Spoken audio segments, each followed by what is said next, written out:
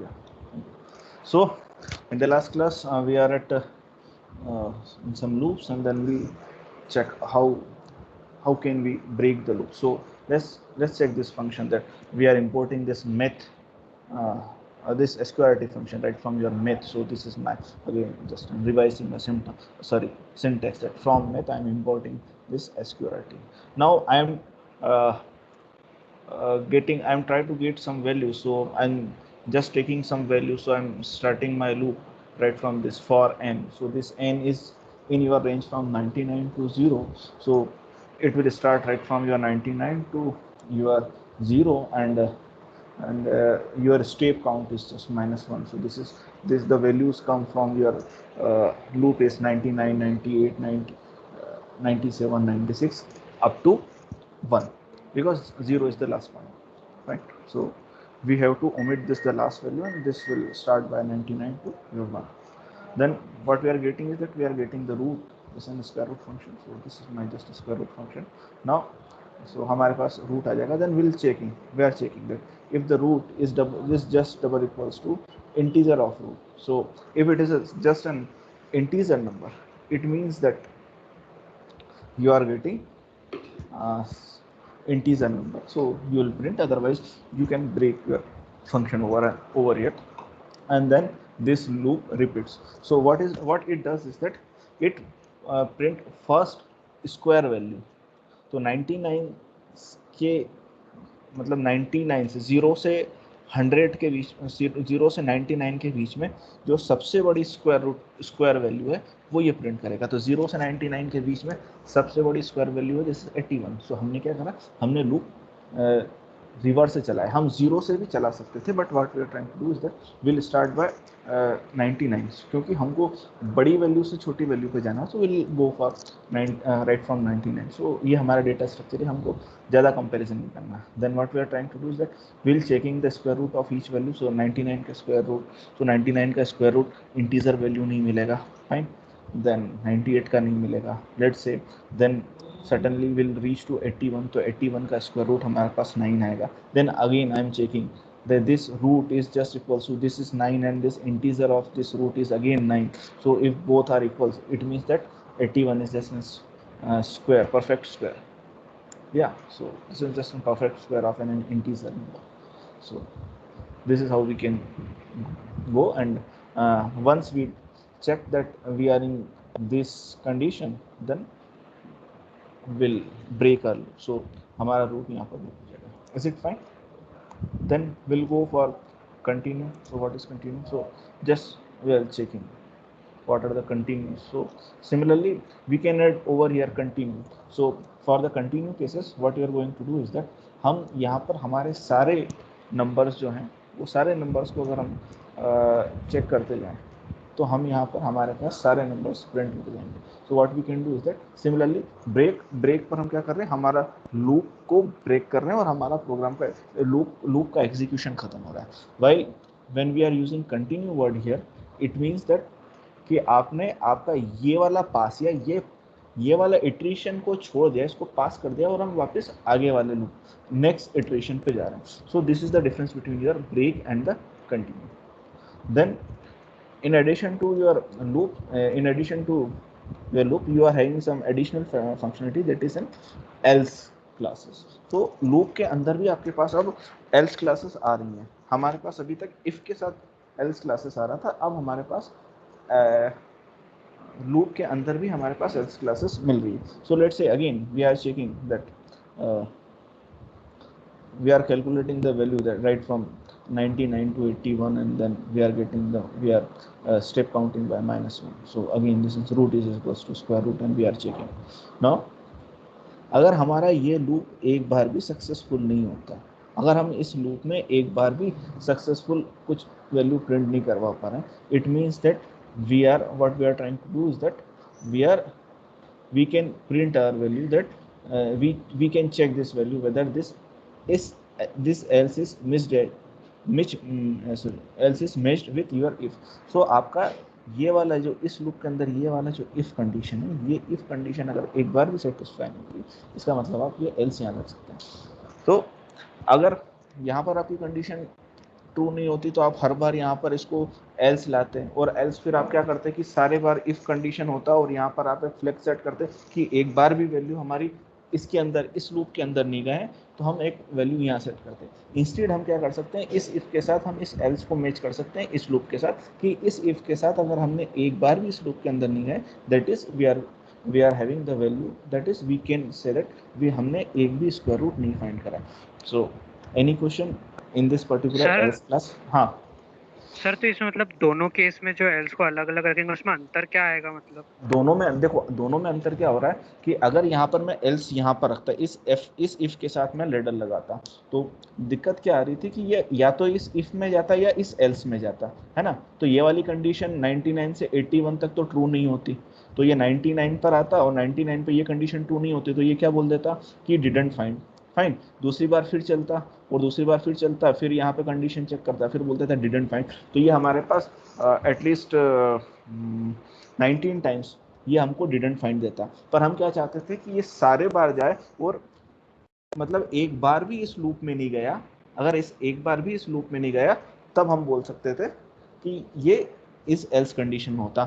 उसका क्राइटेरिया क्या हो सकता था, उसका एक एग्जांपल कुछ ऐसा हो सकता था, लेट्स से कि मैं यहाँ पर एक बुलियन डिफाइन करता, सॉरी एक फ्लैग डिफाइन करता, let's say i is equals to 0 and जैसे इस लूप में आता तो मैं क्या कर सकता था, set i sorry i is equals to i plus 1 और मेरा लूप यहाँ खत्म हो जाता। और उस लूप के खत्म होने पर मैं क्या कर रहा था यहाँ पर, इसको मैं अगर एल्स को यहाँ पर कर दूँ तो मैं यहाँ क्या करता, that if your i is greater than 0 then we can print that print didn't find। इस एल्स का काम ये था, इस वाले एल्स का काम ये था। Yes sir, Isn't it? समझ में आया? Thank you sir. हाँ सर, आ गया। हटा देते हैं।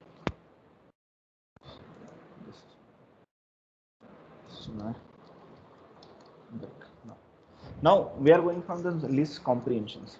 So these are my lists. So what I'm getting is like from this x is in the range of 10. So what it returns is that you are having a value right from 0 to 9 values. Then what you are trying to do is you are iterating in this list. So you are getting for x in your range. So for x in your range. तो मेरे पास अगर मैं कुछ लंबा code लिखता, let's say मैं लिखता again इसका अल्टरनेटिव है, इससे वन लाइन कोड है, वो इसका अल्टरनेटिव लिखते हैं तो हम कुछ ऐसे लिखते हैं for x in range of 10 then print x star x. मैं इतना करना चाहता था इसकी वजह में, और इसको ये तो नंबर आ रहा था, इसको मेरे को लिस्ट में स्टोर करना था, तो मैं इसको लिस्ट करता, मेरे पास कोई एक लिस्ट होती, let's say my this is my custom list is equals to this, and what can I do is that I am just my custom list dot append और इसमें मैं करता x star x। सो मेरा ये जो इतना बड़ा कोड था उस उतने बड़े कोड को मैं रिप्लेस कर सकता हूँ just by this value. So this is just an one line coder of this thing, isn't it fine? ये समझ में आया जो मैंने करा था, ये मैंने जो करा ये उसका जस्ट इन शॉर्ट फॉर्म। हाँ सर, मतलब वो जो हमने ऊपर वाला कोड लिखा है उसमें अगर कोई सा भी नंबर आया वो रेंज 10 में हुआ तो वो उसका स्क्वायर करके लिस्ट बना देगा उसकी। ये एक लिस्ट बना रहा है, ये एक आपको लिस्ट दे रहा है। क्या लिस्ट दे रहा है? 0 1 2 3 4 5 6 7 8 9। फाइन, हम इस लूप में इटरेट कर रहे हैं। सो ये क्या कर रहा है, फॉर ईच हर एक इटरेशन में, आप इसको समझे, हर एक इटरेशन में क्या कर रहा है, ये हर एक इटरेशन में कर रहा है, एक आइटम ले रहा है, उसमें उस लिस्ट में क्या अपेंड कर रहा है, एक्स स्क्वायर, तो 0 into 0 तो उसमें अपेंड कर दिया। दूसरी बार लूप चला, कितने काय के लिए आया, 1 में, 1 into 1 अपेंड कर दिया। फिर वैल्यू आई 2, 2 into 2 लिस्ट में अपेंड कर दें। तो इतना बड़ा करने की बजाय हम just we can use this list comprehension. तो हम ये वाला फंक्शन इस लिस्ट में डालते हैं और you are having the same value जो यहाँ पे मिल रही है। Okay sir. So this is just Python आपको थोड़ा सा सिंप्लीफिकेशन देता है कि आप इतना बड़ा कोड लिखें उसकी बजाय आप छोटा छोटा काम कर सकते हैं। So this is just N simple way of doing this. Similarly, for again we can apply some function again with your if condition. So for x uh, for x in the range 10, so you are iterating with from 0 1 2 3 4 5 6 7 8 9. Then if x is x modulus 3 is 0, then we are going for its square value. तो जो value 3 से divisible है उस number का हम यहाँ पर square ले रहे हैं। So this is how we can achieve this. तो हमने लास्ट एग्जांपल में सिर्फ यहाँ तक देखा था। Now we can add an additional if condition. तो इसका भी यूसेज देख लेते हैं। तो इसका यूसेज क्या था? Again I am just going for this for x in range 10, then what we are getting is that if again I have to define my custom list. So my CL is just in this. So if x in so yeah if x modulus 3 is just equals to 0, then what you can do is that you are going for uh, CL dot append what you are doing, CL dot append x star x. So this is what you are trying to do, and then you are just going for print CL. जो हमारा इतना बड़ा function था, sorry हमारा इतना बड़ा जो code था, हम उसको सिंपल वन लाइनर कोड में लिख सकते हैं. So this is just an list comprehension. So what you can do is that you are going for computing. This is just your computation. So this is my computation. So I am putting my computation here with your with iterating in each item of your loop. So you are iterating in your loop. So this is how you can iterate, and with some additional condition. Here we are not having some condition, or you can add some condition over here. So this is how you can iterate over your loop. Right? Any problem in this code? No sir. Okay, fine. No sir. Just wait a minute. I want to call. हाँ Devika. Hello.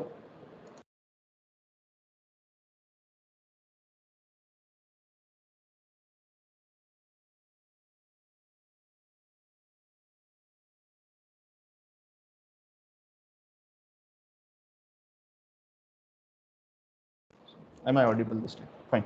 So we are again having some more force again. So here we are getting some computation. Now we are creating some tuples over here. So this is for x in range 2. So this x iterate in some range, this y iterates in another range, then this z iterate in another range. So this is not necessary that you are going here 2 and 2 and 2, or what can you do is that you can iterate what either here 3, here 4, here 5. So this is just an arbitrary number.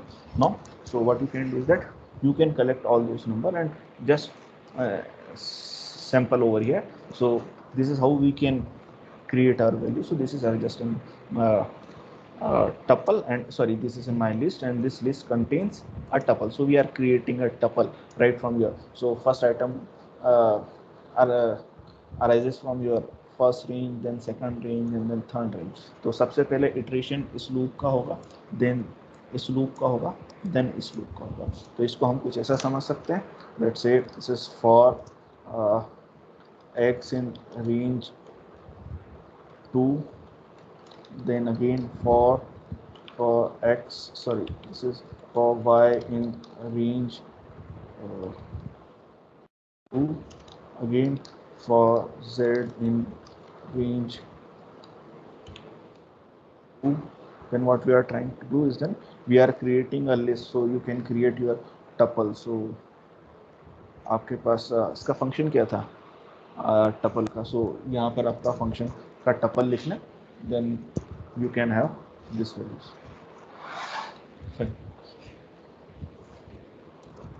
Okay, any problem in that? No sir. No sir.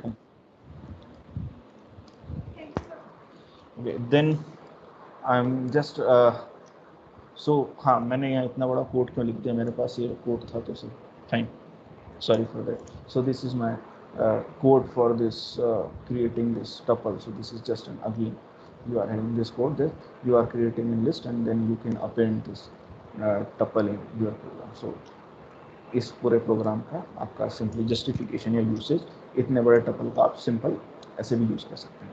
Now let's say हम एक flame game खेलते थे. आपने कभी flame game खेला होगा class में? क्यों अथर बैठा है क्लास में?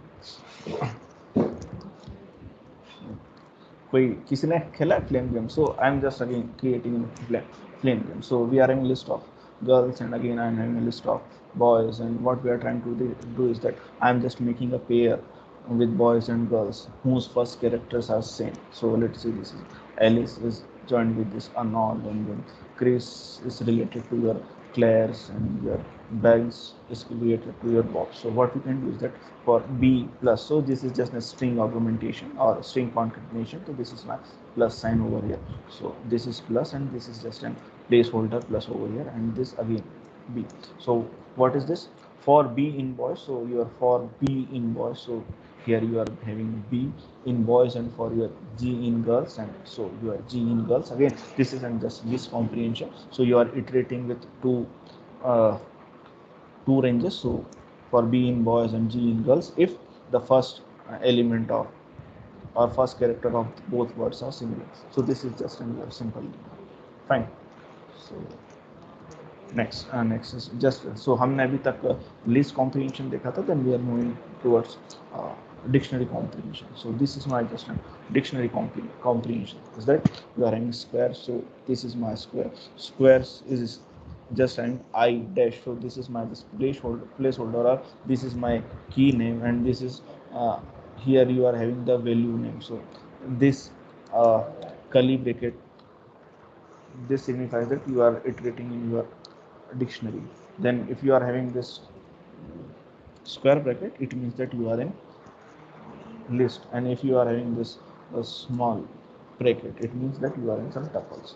Or one way, and you can remember that these tuples are immutable, while these dictionaries and this tuple, these lists are mutable, so that you can change their values, and you can't change the values in your tuples. Fine. So again, this is just a placeholder. So हमने format command दी थी. So I am putting the value, first I value over here, and again I value over here, and then this format command. So I into I to the power 2. This is I am squaring this value.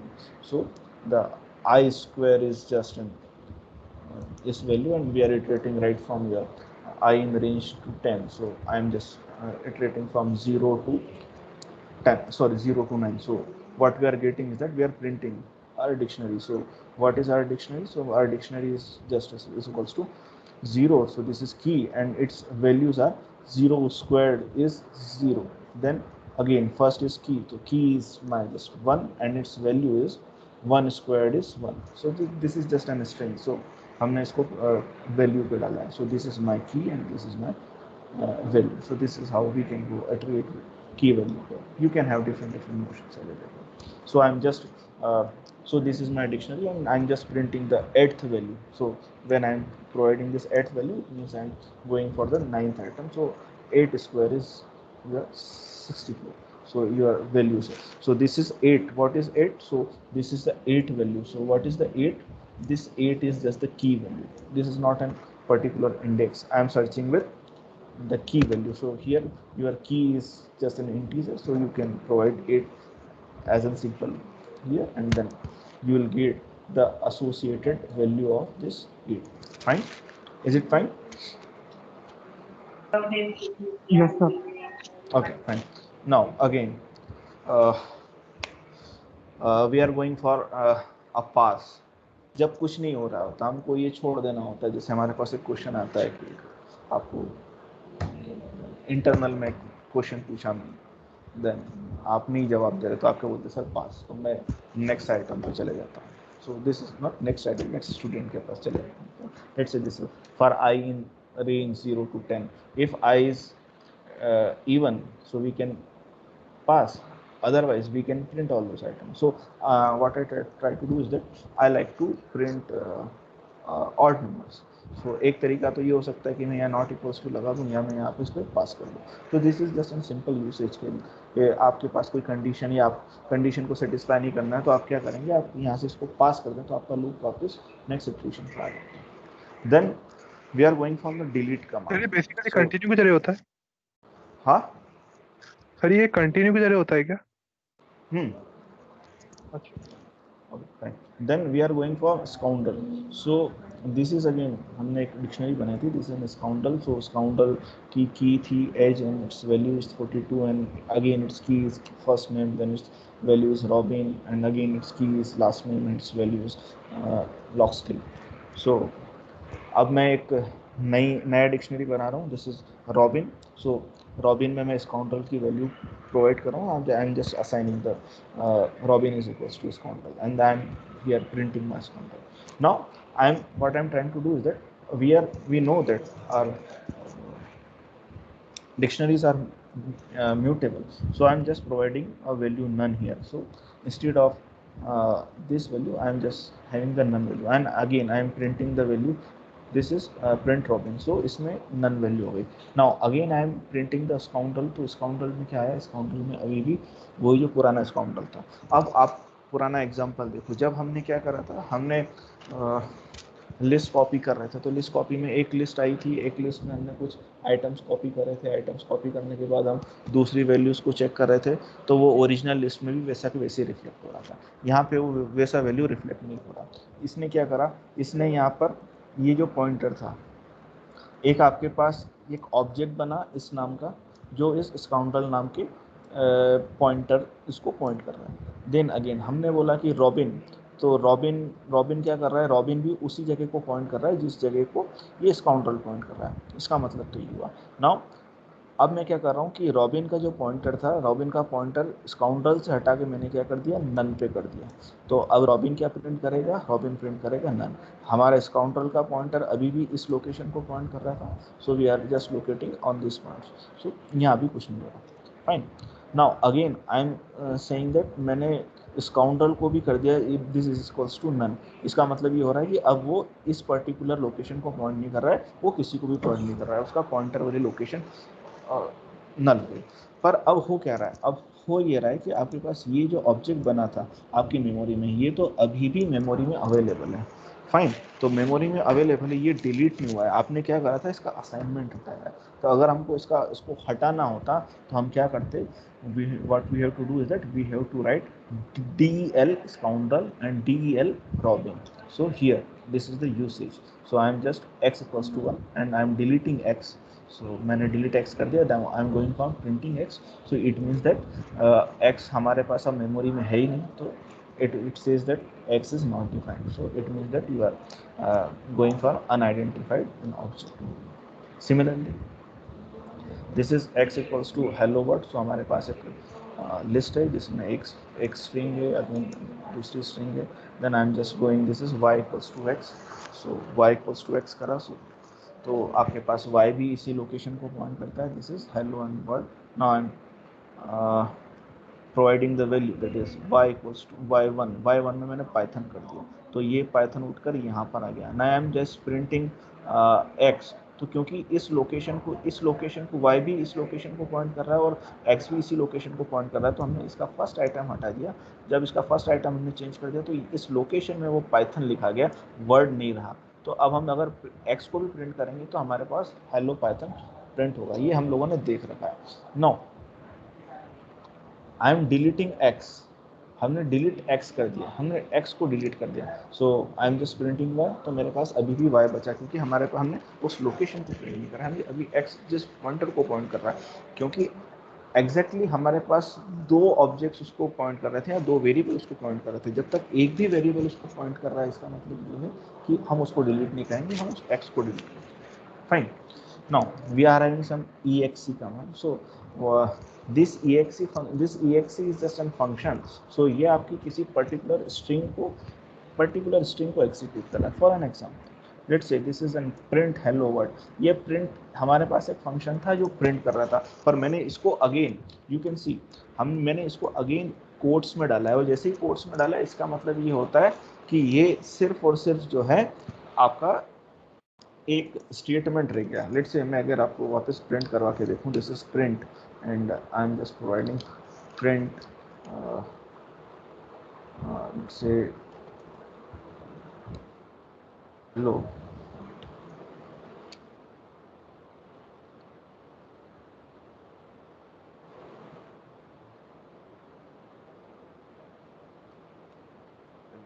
तो मैं इसको print करवा के देखूंगा।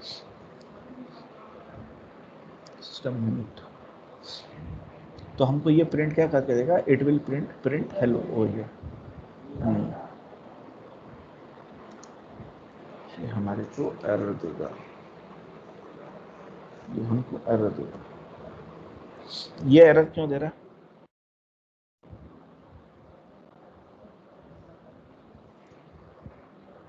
Anyone, ये error क्यों दे रहा है? सर वो ब्रेसेस के कारण, नहीं, वो इन्वर्टेड कर्ली ब्रेसेस के कारण, इन्वर्टेड कोड्स के कारण, ओके। एक इन्वर्टेड कोड।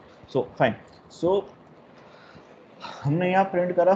सो प्रिंट में इसने पहले क्या कर दिया, क्योंकि इसने इतने को प्रिंट को क्या ले रखा था, एक स्टेटमेंट ले रखा था, एक जस्ट एन प्रिंट स्टेटमेंट, जिसको प्रिंट करा। Now we are I like to execute this string. हो सकता था इस स्ट्रिंग के अंदर हमारे पास कोई कमांड होती, तो what we can do is that we can execute this particular string over here. So this just execute hello world. So this is how you can execute your hello world. Again we are having some values like, again from math I am importing sqrt and now execute sqrt is equals to 4। तो ये just similar, ये वैसा ही function हो गया like sqrt 4। तो यहाँ पर अब क्या होगी, ये sqrt 4 की वैल्यू हमको क्या दे रहा है, sqrt हमने प्रिंट करा तो यहाँ पर ये वैल्यू क्या दे रहा है, दिस इज 4। क्यों? क्योंकि इसने बोला sqrt इज इक्वल्स टू 4। तो यहाँ पर ये क्या बन गया है, ये बन गया है आपका एक सिंपल सा वेरिएबल। कैसा बन गया है, let's say again I am just checking exec is ab is equals to 3, then again I am executing like ab, so what will it print is, it will print 3 over here। तो similar case में हम क्या करते हैं, अगर हम इसको print करेंगे तो इसने क्या करा, sqrt को एक वेरिएबल मान लिया। वाइल अगर ये नहीं होता, मैं इसको प्रिंट करता, इसको मैं प्रिंट कर रहा हूँ, तो अब ये क्या करेगा, ये इसको इसने एक स्ट्रिंग बना दी। ये बोल रहा है कि ऐसा कोई फंक्शन नहीं बनता, ठीक है। तो यहाँ पर इसने sqrt को एक फंक्शन बना दिया, वेरिएबल सॉरी एक लिस्ट बना दी, और इसको जब एग्जीक्यूट करेंगे तो ये कुछ ऐसा दिखेगा कंपाइलर को। Let's say sqrt is an variable and this is equals to 4। So इसने, और जब हम जब इसको प्रिंट sqrt करेंगे तो आपको 4 देगा। तो आपको इतनी की बजाय वो सिंपल सा आपकी ये दो वैल्यूज एग्जीक्यूट कर सकेगा। again I am having just like from math I am importing sqrt, so I am having a dictionary that is scope, so this is contains no item, then I am executing sqrt is equals to 1 and I am providing scope। तो अब scope के साथ में इसको print करवाने की कोशिश कर रहा हूँ, तो मेरा sqrt में जो भी वैल्यू आएगी वो मेरे इस वैल्यूज में प्रिंट हो जाएगी। Now I am just going for sqrt 4, ये वैल्यू नहीं देगा, देन सॉरी ये वैल्यू देगा। अब हम क्या कर रहे हैं, हम ये कर रहे हैं कि ये मेरा जो sqrt फंक्शन अवेलेबल था, अब क्योंकि यहाँ पर मैंने जैसे ही इसको प्रिंट करवा दिया तो मेरा sqrt फंक्शन नहीं चल रहा, तो अब हम क्या करेंगे, इस स्ट्रिंग को इस स्कोप के साथ एसोसिएट कर देंगे। तो जैसे हम इसको एसोसिएट करेंगे तो मैं इस sqrt को अगर जब मेरे को चलाना होगा तो मैं इसको स्कोप या एक डमी वेरिएबल या जो भी वेरिएबल नाम होगा उसके साथ में इसको प्रिंट करवा सकता हूँ। देन अब हमारा जो sqrt फंक्शन था, जो इनबिल्ट फंक्शन था, उसका आउटपुट ये अलग दे देगा। सो this is your just an usage. हम जहाँ पर sqrt फंक्शन का आउटपुट 0 दे रहा था, अब यहाँ आपके sqrt फंक्शन का आउटपुट 2 दे देगा। सो this is how you can check your values। So this is just a simple usage, so you can switch, you can check your values। Now we'll starting with abstraction and So again my 6 abstraction आपको दिख रहा है new Colab notebook. Yes, sir. Yes, sir. Fine. So I'm just starting with the laziness is just in virtue. So let's say why this laziness is virtue, क्योंकि आपको Python ने इतना आलसी बना दिया कि आपको हर चीज़ करने की जरूरत नहीं है। आपको ये याद होगा, आपने प्रोग्राम बनाया होगा जैसे Fibonacci सीरीज का program. So this is my just Fibonacci series का program So what is this? I'm creating a list that contains first two items. This is 0 and 1. So my Fibonacci list is just 0, 1, 1, 2, 3, 5. So what is my Fibonacci series? The sum of last two digits. So आप लोगों को याद होगा, आपने Fibonacci series का programme बना भी रखा होगा. So now I'm just iterating with my loop. So मेरे को शुरू के 8 आइटम्स चाहिए थे, तो मैं 8 आइटम्स की यहाँ अरेंज ले लेता हूँ. So for I is in my loop. So मैं एक लूप चला रहा हूँ, मेरे को अभी इस I से कोई मतलब नहीं है. आई एम जस्ट हैविंग, मैं इसको सिर्फ 8 बार चलाने की कोशिश करूँ.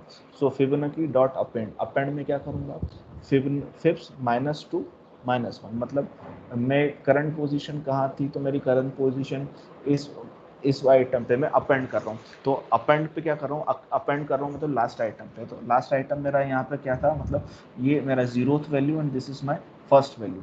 Fine. Now I M appending the value at the second position. तो I M appending on the second position. तो मेरा करंट पॉइंटर कहाँ होगा, फिफ्थ 2 पर. नाउ अब मैं लास्ट आइटम ऐड कर रहा हूँ. तो लास्ट आइटम कैसे ऐड कर रखा हूँ, last item this is my last item, this is -1 and this is -2. So what we can do is that, हमारा जो करंट पॉइंटर था उससे -2 पर हम ऐड करते जाएंगे, तो हमारे पास ये आपके पास फिबोनाची सीरीज अवेलेबल है. इज इट फाइन, ये समझ में आया? Yes, sir. ओके. कई बार बच्चा हम क्या इसमें करेगा, आई प्लेस क्यों नहीं करते हैं. तो जैसे ही हम आई प्लेस करेंगे, मेरे को पता था ये क्वेश्चन आएगा, और जैसे ही आई प्लेस करेंगे तो आपका आउटपुट कुछ ऐसा आएगा. तो आप नेक्स्ट क्लास में मेरे को ये बताएंगे कि आई करने से इसका आउटपुट ऐसा क्यों आया. फाइन. हाँ, आपका क्या क्वेश्चन था, क्वेश्चन अराइज हुआ था? जैसे सर जैसे हमने -2 वहाँ पे -1 पुट किया है, हम वहाँ पे 0 1 पुट नहीं कर सकते थे सर? 0 और 1 पुट नहीं करते. देखो हर बार आपकी लिस्ट बढ़ती जाएगी ना, आपकी लिस्ट बढ़ती जाएगी.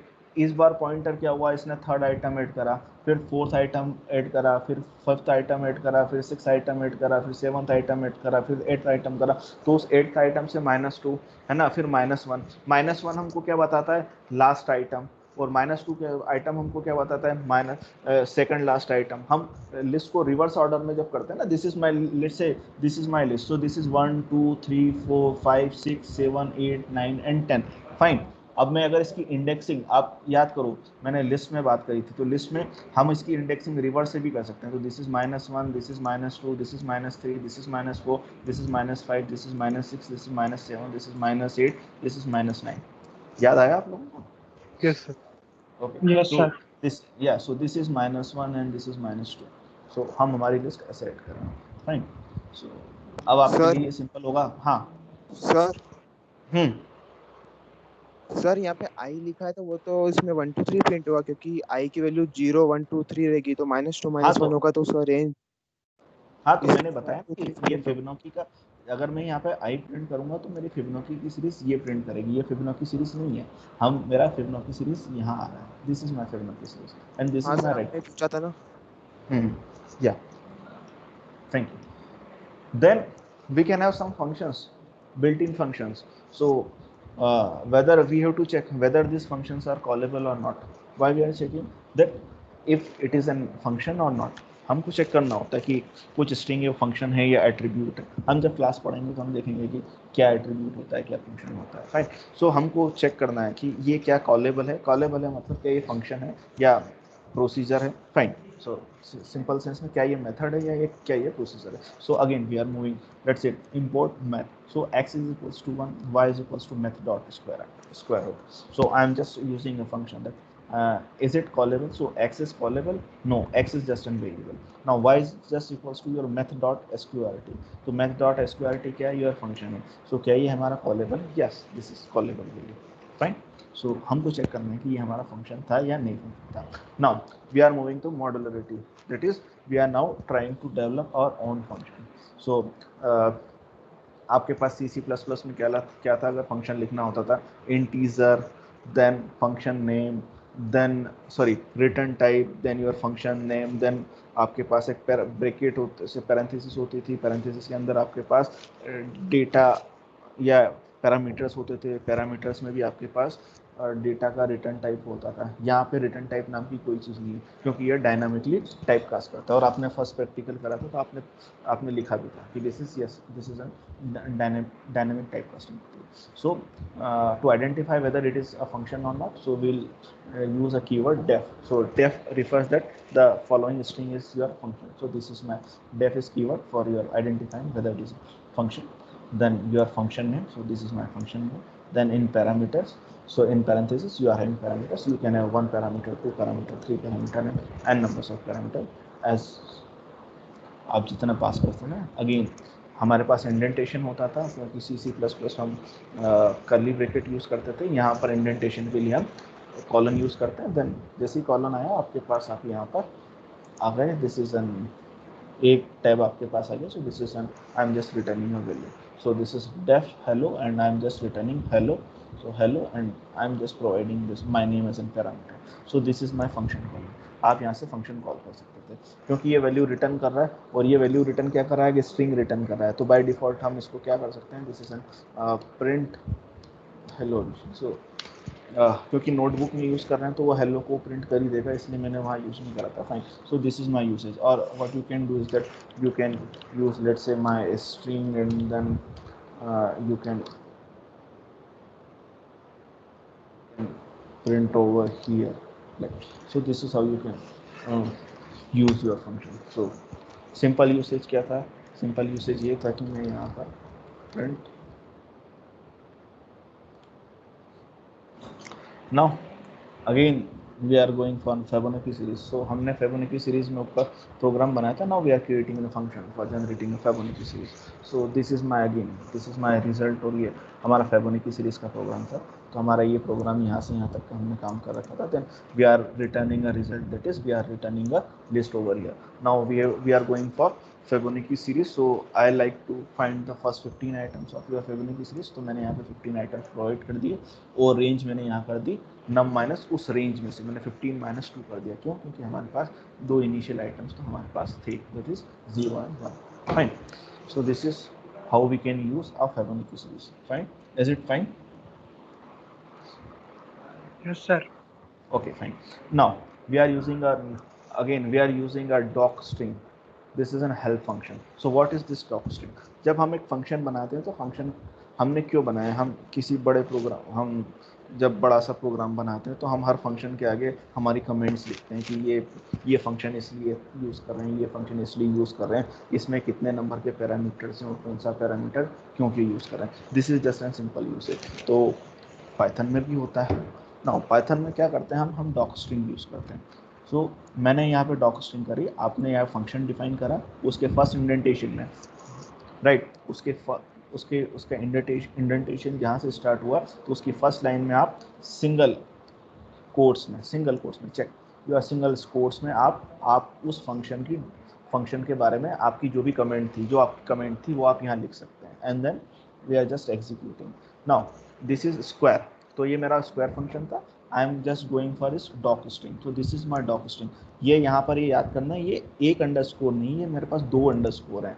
What is this? I am just going for square dot two underscore.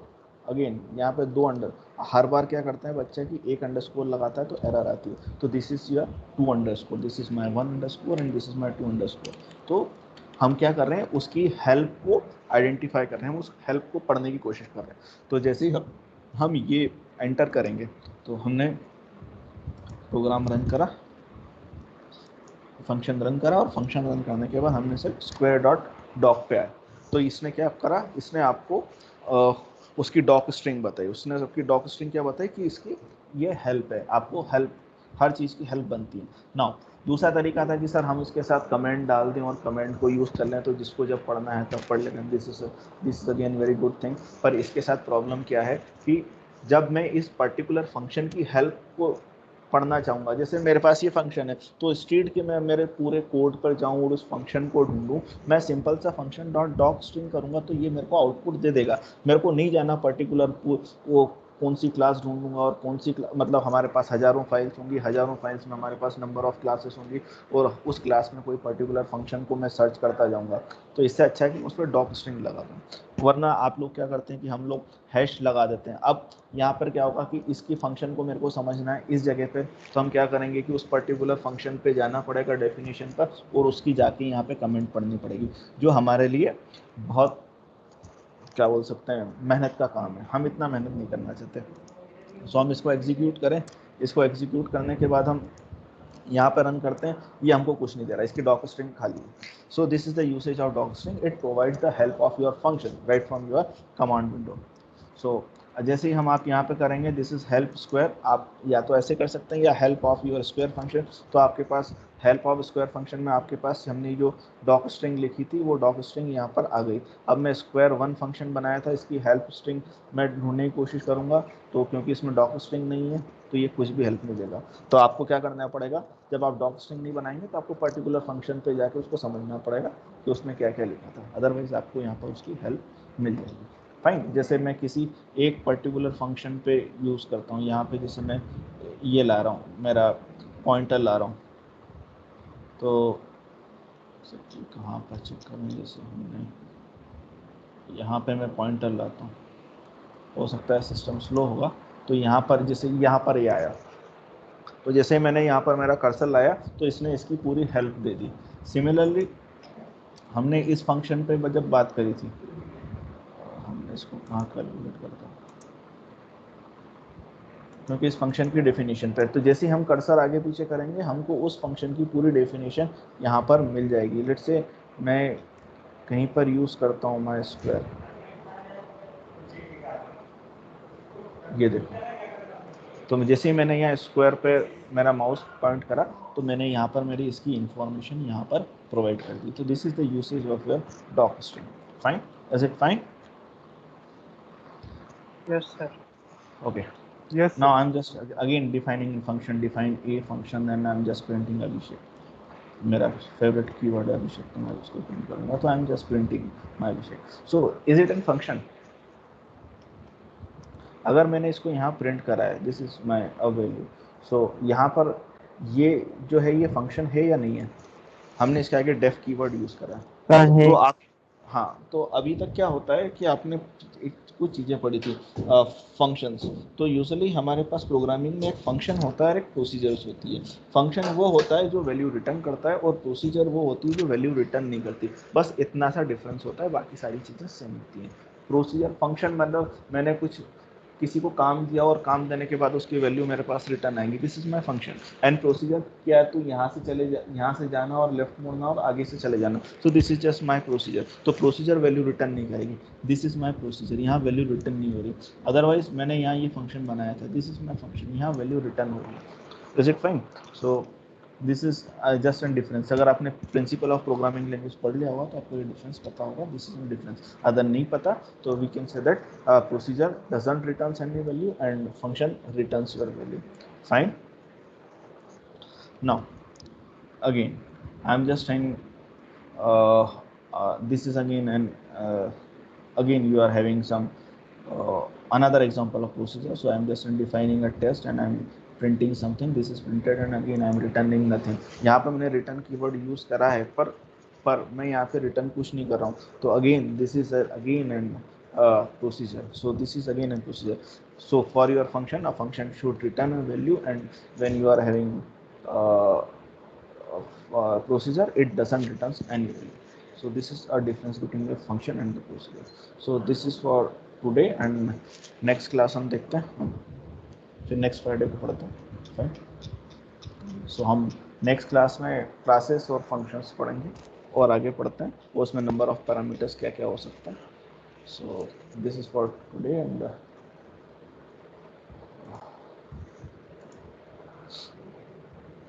if you are having any questions then you can ask me.